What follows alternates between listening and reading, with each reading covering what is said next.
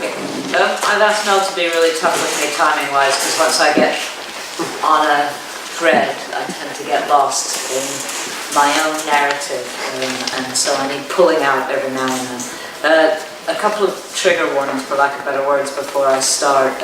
I am not an academic expert in migration. I'm not an academic expert in mobilities of people. I have some expertise where it comes to dealing with children who are presented as both troubling and troublesome.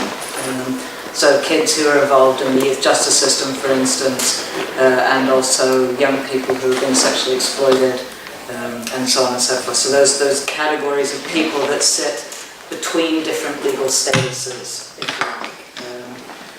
And it's a tremendous pleasure and honour to have been asked to do this, because I'm not an expert, but I can give you some understanding of the legal context around unaccompanied minors. And I'm going to start really general, and please forgive me if this feels like I'm talking at too low a level and you already know this, but I thought it probably is best to get us all to a baseline knowledge before we actually begin any real discussion.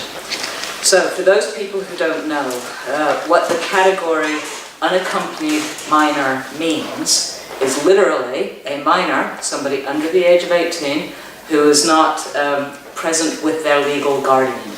Right? So they may be accompanied by a relative, or they may be here in this country staying with family friends, maybe an aunt and uncle, but these people are not their legal guardians, their parents.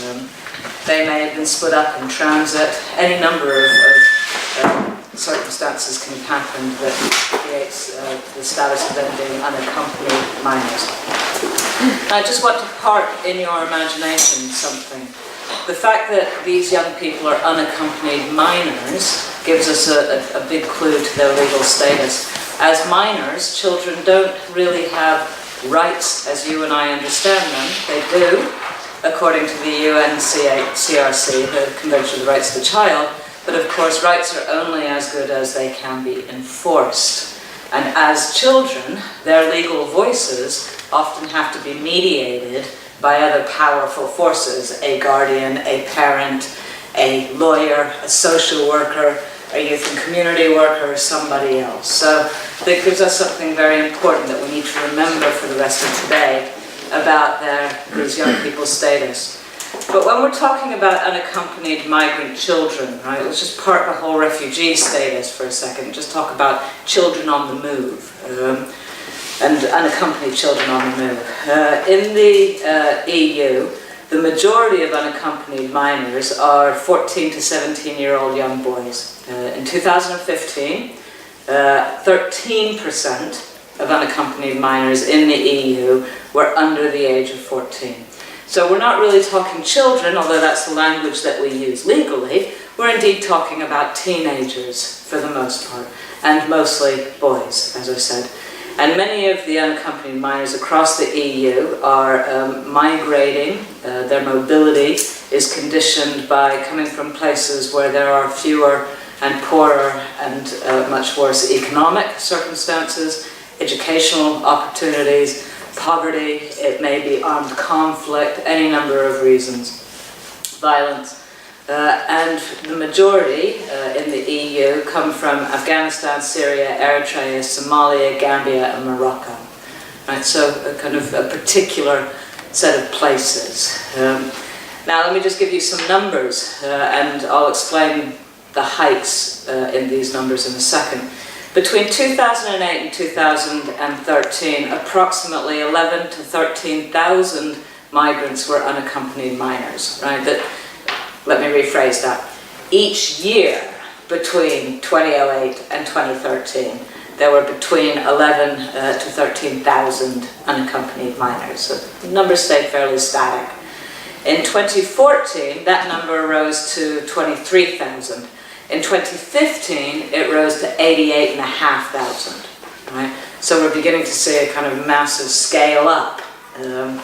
Of course, we know that, don't we? Because we know that the refugee crisis started around that time period, and why we wouldn't assume that the refugee crisis pertains to young people as much as it pertains to old people is, some anomalous thinking. Okay, so that's the general picture. Now, once young people arrive in the UK, they're often taken to a migration reception facility, and in that migration reception facility, if they cannot prove their age, they are subjected to an age test, right? Not the sort that David Davies suggested a year ago when he said that we should test their teeth. It's in fact a slightly different one. The first criteria, if you like, is does the young person look visibly, significantly older than the age of 18? Yes or no? And then from there it's assessment by a specialised social worker. Of course, you might ask, what are specialised social workers looking for in this assessment? And it will be everything from body language to age-appropriate behaviour, age-appropriate language, age-appropriate emotional status, age-appropriate vocabulary. Are you guys getting a picture here as I go through? Of course, what age-appropriate is across different cultures varies a great deal. That's the first hurdle. And of course, one of the things that the social workers rely on, and they're in an invidious position, they need to make a legal determination, but one of the things that they rely on is the extent to which young people can alter, if you like, and tell their biographical story. Well, of course, for many of these young people, they're coming from situations of terrible hardship and trauma, and that ability to author a coherent narrative about their age. At 5, I went to X kindergarten. Well, I did. You guys might not have gone to kindergarten. At age 6, I went to first, so on and so forth. They may not be able to do that. So, once they are here, then the next question, if we're talking about people seeking asylum, refugee, leave to stay, whatever you want to say, depending on their age, they may, and if they don't have a relative to stay with, under the age of 16, young people are placed in foster care, local authority foster care. Between 16 and 18, the attempts are made to try and find semi-independent living for them, and for them to go to age-appropriate schooling. Okay, well, this is where some of my expertise begins to bleed in, because of course when we're starting to talk about being under local authority care, we know a couple of things fairly conclusively about children who grow up in local authority care. And this is what we know. They're 4 times more likely to have mental health issues. We know that 34% of children growing up in local authority care are not in education, employment or training. We know that there is a significant proportion of children in local authority care who experience further abuse. Am I coming to my 2 minutes? Yeah, that's brilliant self-prompting, I can believe. So we know that once you are in local authority care, many of the deleterious effects of being marginalised, if you like, are compounded and doubled back. So we're beginning to talk about categories of people who are, like, already vulnerable by their circumstances. I'm going to talk about vulnerability in a second. Who are facing an uphill struggle legally, because of course, non-asylum claiming migrant children, if I've got this right, cannot claim legal aid to have their cases represented. They are excluded as of the 2012 LASPO, Local Authority and something Act.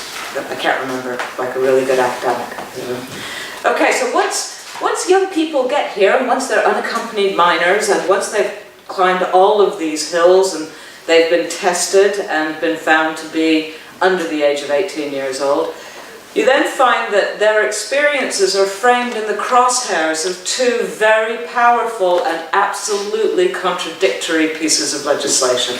On the first hand, we have the UN human rights conventions, if you like, and the rights of a child, right? Now, of course, that, particularly the Convention of the Rights of a Child, is framed across 2 different contradictory poles, one of which is care for the child, things done in the best interests of the child, right? And of course what that means is open to interpretation, or things done to control the child. So we've got one crosshair from care to control. The other crosshair we've got are all the asylum and migration policies. And of course, asylum and migration policies have another contradictory axis, and that's between the humanitarian drive of many of those policies and then the national security borders drive. So we've got another, if you like, care and control axis. And it's through those two legal frameworks that many of the young people's experiences are filtered and shaped. And I think I'm going to end there because I believe my colleagues on either side of me know a lot more about the day-to-day stuff. So I'm going to hand over to you. Let's go. Okay.